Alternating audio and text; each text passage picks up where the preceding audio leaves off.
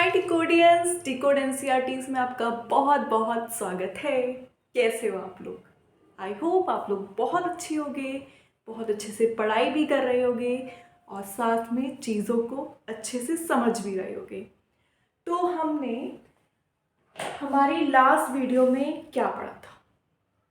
हमने हमारी last video में पढ़ा था कि टेम्परेचर स्टेट्स ऑफ मैटर को कैसे इफेक्ट करता है। पढ़ा था ना? किस तरीके से पढ़ा था कि टेम्परेचर बढ़ता है तो स्टेट्स कैसे चेंज होती हैं, या टेम्परेचर जब कम होता है तो स्टेट्स कैसे चेंज होती हैं। एक बात ध्यान रखना, एक चीज़ बहुत इम्पॉर्टेंट है। देखो, जब भी आप सॉलिड से लिक्विड की तरफ जाओगे, मतलब पार्टिकल्स जब मूव होना शुरू कर देंगे फ्रीली, ठीक है, तो क्या होगा, आप इन सब में टेम्परेचर बढ़ाओगे। देखो, हीट है ये, ठीक है, जिसको हम इसको डेल्टा कहते हैं। जो ये ट्रायंगल का साइन है ना, इसका मतलब होता है हीट या हीट एनर्जी। इसको हम डेल्टा बोलते हैं वैसे, और इसका मतलब होता है हीट, ठीक है, मतलब टेम्परेचर कितना दे रहे हैं। जब हम टेम्परेचर बढ़ाते जाते हैं ना, तो हमारी स्टेट्स ऑफ मैटर जो है वो, क्योंकि पार्टिकल्स में क्या हो गई, रेंडमनेस बढ़ गई, पार्टिकल्स फ्रीली मूव होने लगे, तो क्या हो गया, सॉलिड से लिक्विड चेंज हुआ और लिक्विड से गैस चेंज हुई। जब हमने टेम्परेचर कम करा, ठीक है, कम करा जब हमने टेम्परेचर, तब क्या हुआ, हमें गैस से लिक्विड मिला और लिक्विड से क्या मिला, सॉलिड, ठीक है। टेम्परेचर ज्यादा करने पर, हीट ज्यादा बढ़ाने पर सॉलिड से गैस की तरफ जाते हैं, और टेम्परेचर कम करने पर गैस से सॉलिड की तरफ आते हैं, ठीक है। या हम गर्म चीज दे रहे हैं, मतलब हीट बढ़ा रहे हैं, टेम्परेचर बढ़ा रहे हैं, और यहाँ हम टेम्परेचर कम कर रहे हैं। तो ये पॉइंट ध्यान रहेगा सबको। Okay, very good.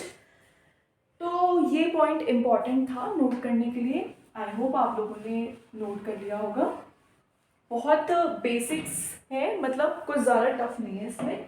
अब हमारा आज का टॉपिक है, वो है effect of pressure on states of matter, ठीक है। अब हमने टेम्परेचर तो बड़ा घटा के देख लिया कि टेम्परेचर जब हमने बढ़ाया तब क्या हुआ, टेम्परेचर जब कम करा तब क्या हुआ। अब हमारा नेक्स्ट जो कंसेप्ट है वो आता है, अगर हम प्रेशर बढ़ाएं घटाएं तो क्या इफेक्ट पड़ेगा। देखो क्या है, आप सबके घर में एलपीजी सिलेंडर्स होंगे। मैंने उसके फुल फॉर्म बताया था ना, लिक्विफाइड पेट्रोलियम गैस, ठीक है, वो सब सिलेंडर्स होंगे। क्या होता है, वो जो सिलेंडर्स में गैस है ना, वो लिक्विड फॉर्म में है।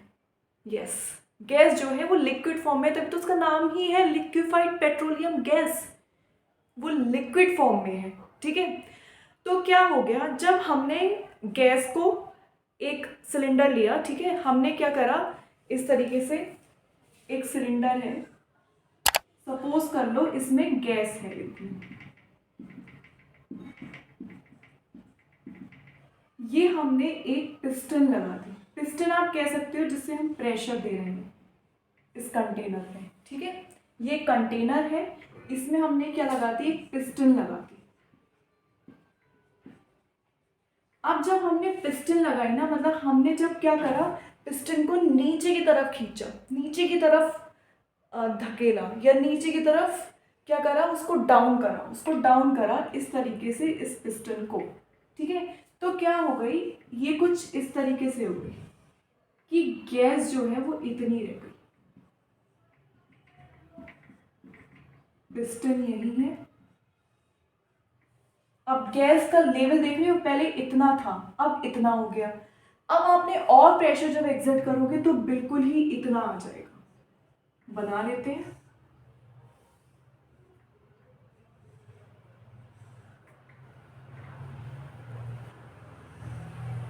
सपोज करो बिल्कुल इतना आ गया, मतलब देख रहे हो आप लोग, बिल्कुल ही लिक्विड फॉर्म में आ गई हमारी गैस। ये क्यों हुआ, इस पिस्टन का काम था प्रेशर देना। ये जो पार्टिकल्स थे ना, वो गैस के फॉर्म में थे। ये पार्टिकल्स पहले फ्रीली मूव कर रहे थे, बहुत आराम से, जहां इनका मन कर रहा था वहां दौड़ रहे थे। हमने इन पे प्रेशर लगा दिया। हमने कहा चुपचाप बैठो क्लास में, जैसे आप लोग बैठे हैं क्लास में, कोई आप लोग बहुत शैतानी कर रहे हैं, या जैसे आपका गेम्स का पीरियड ओवर हुआ, किसी आपके मैथ्स की टीचर का आपका जो है वो लेक्चर लगा, तब आप लोग बिल्कुल शांति से एक जगह आके बैठ गए, ठीक है, कंट्रोल में आ गए आप लोग। वैसे ही इन पार्टिकल्स को हमने कंट्रोल में लाया। वो कैसे लाया? इनको प्रेशर देके। जैसे आप पे प्रेशर आता है ना, एग्जाम आ रहे हैं अब तो पढ़ना पड़ेगा, आप लोग एकदम से सीरियस हो जाते हैं ना, वैसे ये पार्टिकल्स भी सीरियस हो गए कि अरे हमारे ऊपर तो प्रेशर आ रहा है, तो और प्रेशर दिया और नीचे आ गए, ठीक है। तो ये ही काम है इफेक्ट ऑफ प्रेशर का स्टेट्स ऑफ मैटर पे, ठीक है, समझ में आए? ओके। अब क्या हुआ, एक क्वेश्चन राइज हुआ, मैम प्रेशर दिया तो क्या ये पार्टिकल्स में कुछ चेंज आया? पार्टिकल्स क्या पास में आए या दूर दूर हो गए? और दूसरा क्वेश्चन ये कि प्रेशर बढ़ा या प्रेशर कम हुआ? ये क्वेश्चन भी आया होगा ना आपके माइंड में। तो इसका आंसर मैं इस तरीके से देती हूँ कि देखिए क्या हुआ, हमने प्रेशर के साथ साथ ना इनका जो है वो टेम्परेचर रिड्यूस करा। प्रेशर भी दिया बट टेम्परेचर रिड्यूस करा। क्यों करा? क्योंकि पहले ये गैसियस फॉर्म में थे। अभी मैंने जस्ट बताया ना कि सॉलिड से गैस की तरफ जाएंगे तो हमें टेम्परेचर बढ़ाना पड़ेगा, अगर हम गैस से सॉलिड की तरफ आएंगे तो हमको टेम्परेचर कम करना पड़ेगा। वही काम करा हमने, इनका प्रेशर तो बढ़ाया, और जब प्रेशर बढ़ाया टेम्परेचर को रिड्यूस करा, कम करा, तभी तो ये अपनी लिक्विड फॉर्म में आएंगे, है ना। तो हमने प्रेशर बढ़ाया, टेम्परेचर को कम करा, तभी ये पार्टिकल्स लिक्विड फॉर्म में चेंज हुए गैस पार्टिकल्स से, गैसियस पार्टिकल से लिक्विड फॉर्म में इसलिए चेंज हुए क्योंकि हमने इनका प्रेशर बढ़ाया और टेम्परेचर कम करा। कितना प्रेशर बढ़ाया? 1 एटमॉस्फेयर। मैम ये एटमॉस्फेयर क्या? आपको बताया था ना प्रेशर को कैसे हम जो है वो कैसे कैलकुलेट करते हैं, 1 एटमॉस्फेयर में। 1 एटमॉस्फेयर प्रेशर का मतलब क्या होता है, इस एटमॉस्फेयर में जितनी भी गैसेस हैं उनके सब के पार्टिकल्स हैं और वो सब प्रेशर एग्जर्ट कर रहे हैं। प्रेशर एग्जर्ट कर रहे हैं मतलब वो जो है एक दूसरे से टकरा रहे हैं, एक दूसरे से टकरा के वो आगे बढ़ने की कोशिश कर रहे हैं, अपनी डायरेक्शन चेंज करने की कोशिश कर रहे हैं। तो उस वजह से क्या हुआ कि जब वो डायरेक्शन चेंज करने की कोशिश कर रहे हैं तो क्या हुआ उनमें, तो वो प्रेशर जो है वो एटमॉस्फेयर में बना रहे हैं, क्योंकि जो एयर है उनमें गैस के पार्टिकल्स ही तो हैं, गैसेस ही तो हैं, वो जो एयर का कॉम्बिनेशन बना रही है। देखो मिक्सिंग या कह सकते हैं composition of gaseous particles is known as air. Air जो है वो गैस के पार्टिकल से ही मिलके बनी हुई है, ठीक है। तो ये 1 एटमॉस्फेयर का हुआ। 1 एटमॉस्फेयर प्रेशर आप लोग को समझ में आया कि जितना प्रेशर एटमॉस्फेयर में था उतना प्रेशर हमने इस पे लगा दिया, ठीक है। अब देखो ये एटमॉस्फेरिक प्रेशर, ठीक है, इसको मैं पूरा लिख देती हूँ, 1 एटमॉस्फेरिक प्रेशर। ये तो एक तरीके से आप समझ सकते हो, जैसे हम क्या लेते हैं, हम अपने मिल्क क्या कहते हैं वेंडर से क्या कहते हैं कि भैया 1 लीटर दूध दे दो, तो वही हो गया कि 1 एटमॉस्फेरिक प्रेशर लगा दिया। कितना प्रेशर, हर चीज़ की ना अपनी यूनिट होती है, जैसे कि जो लिक्विड चीज़ की है वो लीटर में हो गई, मिलीलीटर में हो गई, वैसे प्रेशर की भी होगी ना। प्रेशर ये तो नहीं सकते 1 लीटर प्रेशर लगाया, 1 किलोग्राम प्रेशर लगाया, वो नहीं, यहाँ पे प्रेशर 1 एटमॉस्फेरिक प्रेशर लगाया, ठीक है। तो ये तो हो गया हम कैसे मेजर करते हैं प्रेशर को। फिर जो प्रेशर की खुद की यूनिट होती है ना, जैसे कि लिक्विड्स की यूनिट होती है लीटर्स, ठीक है, और वेट की होती है किलोग्राम्स, ग्राम्स होती है ना, डिस्टेंस की होती है किलोमीटर, मीटर्स। वैसे जो प्रेशर की यूनिट होती है, यूनिट ऑफ प्रेशर, उसको हम कहते हैं पास्कल। क्या कहते हैं? पास्कल। इसको ऐसे जो है नोटेशन देते हैं, जैसे कि हम किलोमीटर्स को कैसे देते हैं, ऐसे, मीटर्स को ऐसे, सेंटीमीटर्स को ऐसे, वैसे पास्कल को हम इस तरीके से नोटेट करते हैं। ठीक है, ये बात समझ में आ गई। अब देखो एक चीज और कि ये दे दिया प्रेशर। अब 1 एटमॉस्फेरिक, इसको एटीएम लिख देते हैं शॉर्ट फॉर्म। 1 एटमॉस्फेरिक प्रेशर में जो होता है 1.01 इंटू 10⁵ पास्कल्स होते हैं। Can you imagine it? मतलब एक एटमॉस्फेयर प्रेशर में इतने पास्कल्स होते हैं। ठीक है, ये इंपॉर्टेंट चीज़ है, इसको नोट भी कर लेना आप अपने पास। अब ऐसे कुछ हार्ड एंड फास्ट रूल नहीं है, बट एमसीक्यूज में पूछ सकते हैं आपको, क्योंकि हो सकता है एग्ज़ाम्स होते हैं, आप लोग के मेन एग्ज़ाम्स होते हैं, या फिर आप लोग के इंटरनल्स होते हैं, मतलब यूटी होते हैं, यूनिट टेस्ट जिसको कहते हैं, या फिर होम एग्ज़ाम्स होते हैं। तो उसमें इस तरीके से जो है 1 वर्ड पूछ सकते हैं, या बोर्ड के एग्जाम्स में भी पूछ सकते हैं कि एटमॉस्फेयर, कितने एटमॉस्फेयर में कितने पास्कल, एक एटमॉस्फेयर में कितने पास्कल्स होते हैं। ठीक है, ये सब चीज़ें आपको पता होनी चाहिए, क्योंकि आप बेसिक से पढ़ रहे हो। देखो हमेशा हर चीज़ बेसिक से पढ़ो, तभी वो चीज़ हमेशा याद रहती है। अंडरस्टैंड? Okay, good. ये समझ में आ गया ना, प्रेशर कैसे लगाया जाता है, प्रेशर लगाने से क्या हुआ, टेम्परेचर कम करा, टेम्परेचर कम करने से क्या हुआ। अच्छा, एक एग्जांपल देती हूँ। आप लोगों ने सॉलिड कार्बन डाइऑक्साइड सुनी होगी। क्या सुनी होगी? Solid carbon dioxide. मतलब कार्बन डाइऑक्साइड क्या है? हम लोग गैस कहते हैं ना, कि गैस है एक, वो सॉलिड फॉर्म में है। सोचो, हर मैटर चेंज कर सकते हैं अपनी स्टेट, वैसे ही कार्बन डाइऑक्साइड ने भी अपनी स्टेट को चेंज करके सॉलिड में कर रखा है।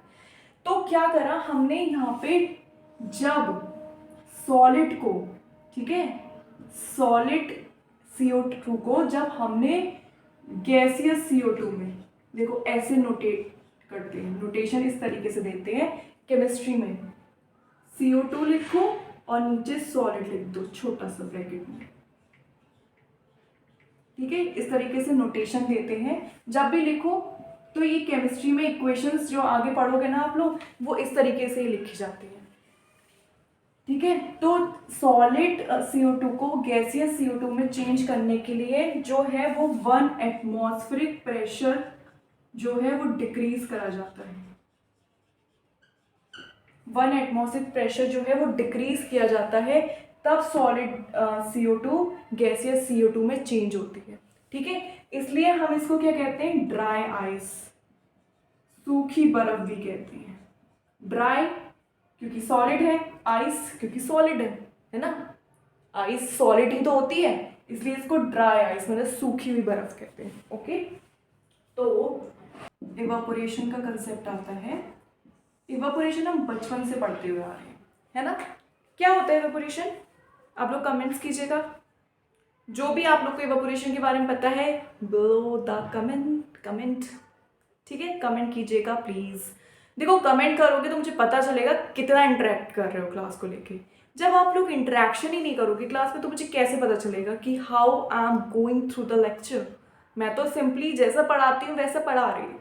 ठीक है, मुझे नहीं पता आप लोग को क्या और चेंज की ज़रूरत है। जब तक आप कमेंट नहीं करोगे मुझे नहीं पता चलेगा आप लोग को किसी चीज़ की ज़रूरत है या नहीं है। ठीक है, तो प्लीज़ कमेंट कीजिए ताकि मुझे भी अच्छा लगे, मुझे पता चले कि how can I improve, because improvement is the key. जब तक आप चीज़ों को लेके इम्प्रूवमेंट नहीं करोगे ना, तब तक आप चीज़ों पे कभी भी आगे नहीं बढ़ सकते। ओके, बहुत ज्ञान की बात हो गई। इवापोरेशन क्या होता है? इवापोरेशन होता है जब हम क्या करते हैं, लिक्विड्स को, लिक्विड पार्टिकल को गैसियस पार्टिकल में, या फिर लिक्विड को जब हम वाटर वेपर्स में चेंज करते हैं। ठीक है, लिक्विड को वेपर्स में जब हम चेंज करते हैं एट एनी टेम्परेचर, किसी भी टेम्परेचर पे, बिलो इट्स मेल्टिंग पॉइंट, उसके मेल्टिंग पॉइंट के नीचे, तो उसको कहते हैं हम इवापोरेशन। तो क्या लिख सकते हैं कि change of liquid into the vapours मतलब गैस एट एनी टेम्परेचर, किसी भी टेम्परेचर पे below its melting point. Melting point पढ़ा था ना, क्या होता है मेल्टिंग पॉइंट, बताइए मेल्टिंग पॉइंट क्या होता है। लास्ट लेक्चर में पढ़ाया है, कमेंट कीजिए, जल्दी जल्दी कमेंट कीजिए क्या होता है मेल्टिंग पॉइंट। ठीक है, टेस्ट भी लेते जाती हूँ मैं बीच बीच में, क्योंकि जब तक रिवाइज नहीं करोगे चीज़ों को तब तक याद ही नहीं रहेंगी, क्या फ़ायदा पढ़ने का, है ना। ओके, वैसे बता देती हूँ क्या कहते हैं मेल्टिंग पॉइंट क्या होता है। जब सॉलिड से हम लिक्विड में किसी भी जो है पार्टिकल्स को या कंपाउंड को चेंज करते हैं तो उसको क्या कहते हैं, हम उसको कहते हैं मेल्टिंग पॉइंट। बॉइलिंग पॉइंट क्या होता है, जब हम लिक्विड से गैसियस पार्टिकल में चेंज करते हैं तो उसको कहते हैं बॉइलिंग पॉइंट। ओके, ये बात समझ में आ गई। अब क्या होता है, इवेपोरेशन जो है वो हम थोड़ा प्रैक्टिकलिटी से समझते हैं, मतलब प्रैक्टिकली समझते हैं कि आखिर इवेपोरेशन होता क्या है। देखो इवेपोरेशन बहुत सारे, मतलब हमारी एवरीडे लाइफ में इवेपोरेशन का इतना यूज़ है ना, इतना यूज़ है कि आप लोग एग्जाम्पल कलेक्ट करते करते थक जाओगे, बट एग्जाम्पल्स नहीं खत्म होंगे। हाँ, पहले सबसे इतना कॉमन एग्जाम्पल, कपड़े सुखाना। कैसे सुखाना कपड़े, धूप में जब गीले कपड़े होते हैं तो मम्मी क्या करती है, मम्मी स्प्रेड आउट कर देती हैं रूफ पे जाके या टेरेस पे जाके या बालकनीज में, मम्मी क्या है कपड़े सुखा देती हैं। ठीक है, कोई भी रोप लगी होती है किसी किसी घर में या किसी के घर में रेलिंग होती है ना, उसमें मम्मी कपड़े टांग देती हैं और कपड़े क्या होते हैं सूख जाते हैं, फिर हम उसको उतार के आयरन करके अपनी कवर्ड में रख देते। जो कपड़े थे वो गीले थे ना, कपड़ों का पानी कहाँ गया, पता चला कपड़ों का पानी कहाँ गया, कपड़े आखिर सूख कैसे गए, due to evaporation. Yes, change of liquid into the vapours at any temperature. मतलब हम लिक्विड को, उसमें लिक्विड था ना, उसमें पानी था ना कपड़े में, वो वेपर्स के फॉर्म में, और जैसे ही वेपर के फॉर्म में गए तो पानी तो उड़ गया, पानी उड़ गया और कपड़े रह गए बस। तो क्या हो गया, वहाँ इवापोरेशन हो गया। अब इवापोरेशन और किस किस चीज़ में होता है, इवापोरेशन होता है, आप कोई भी वेसल ले लो, ठीक है, या बकेट ले लो, बकेट में पानी रख देना, वो आप धूप में छोड़ देना। बहुत, मतलब ये नहीं कह रही हूँ कि सुबह रखा तो शाम तक बकेट का पानी गायब हो जाएगा, ऐसा नहीं होता है। It will take time, okay, क्योंकि वहाँ कपड़ों में पानी जो था वो कम था, बकेट में पानी बहुत ज़्यादा है, इस वजह से क्या हो गया, उसको टाइम लगेगा इवापोरेट होने में। इवापोरेट मतलब गायब होने में, मतलब ऊपर जाने में। ठीक है, देखो इवापोरेशन जो है वो एक सरफेस फिनोमेना है। सरफेस फिनोमेना का मतलब होता है फिनोमेनन, नॉट फिनोमेना। फिनोमेनन होता है सिंगुलर यूनिट, और अगर हम इसको जब फिनोमेना लिख दें तो ये बन जाता है प्लूरल। लीजिए, आज हम आपकी इंग्लिश की टीचर भी बन गए। डोंट वरी, ऐसा कुछ भी नहीं होगा सब पढ़ाएंगे आपको, कोई प्रॉब्लम नहीं है। ठीक है, सब पढ़ाया जाएगा आपको, बस पढ़ते जाओ पढ़ते जाओ, आराम से पढ़ो, मस्ती से पढ़ो। ठीक है, तो क्या होगा, ये सरफेस फिनोमेना है। सरफेस फिनोमेना मतलब ये नीचे था ना, मतलब किसी सरफेस पे था, पानी जो था वो क्या था, वो इस सरफेस पे चिपका हुआ था, यहाँ पे चिपका हुआ था ना, तो क्या हुआ उस वजह से पानी, पहले जो लिक्विड के पार्टिकल्स थे वो इस पे चिपके हुए थे, जब उनको हमने क्या दिया, हीट दी, टेम्परेचर आया ना, तभी पार्टिकल्स रिमूव हो गए। जब उनको हीट दी ना तभी वो सरफेस छोड़ के भागे, लेकिन वो थे तो सरफेस पे ना, इसलिए इसको कहते हैं सरफेस फेनोमेनन। ठीक है, phenomenon is a singular unit and phenomena is a plural unit. ये बात समझ में आई? ओके, अब टॉपिक पढ़ते हैं, फैक्टर्स अफेक्टिंग इवापोरेशन। क्या क्या फैक्टर्स होते हैं जो इवापोरेशन को इफेक्ट करते हैं। तो बच्चों, हमने इवापोरेशन पढ़ लिया, इवापोरेशन की डेफिनेशन पढ़ ली। अब इसका जो है वो सेकंड पार्ट होगा, उसमें मैं इवापोरेशन के फैक्टर्स और इवापोरेशन की एप्लीकेशन पूरी करा के ये चैप्टर बाइंड अप करने वाली हूँ बहुत जल्दी। तो हो सकता है इसी वीडियो के बाद जो है वो हमारी दूसरी वीडियो का पार्ट, मतलब इसी वीडियो का सेकंड पार्ट भी आ जाए। तो ध्यान रखना, वो भी पार्ट भी ज़रूर देखना, क्योंकि चैप्टर कंप्लीट हो रहा है तो आपको कंसेप्ट पता है और उसको अप्लाई करने और रहे हैं। ठीक है, तो thank you and change the way of your thinking.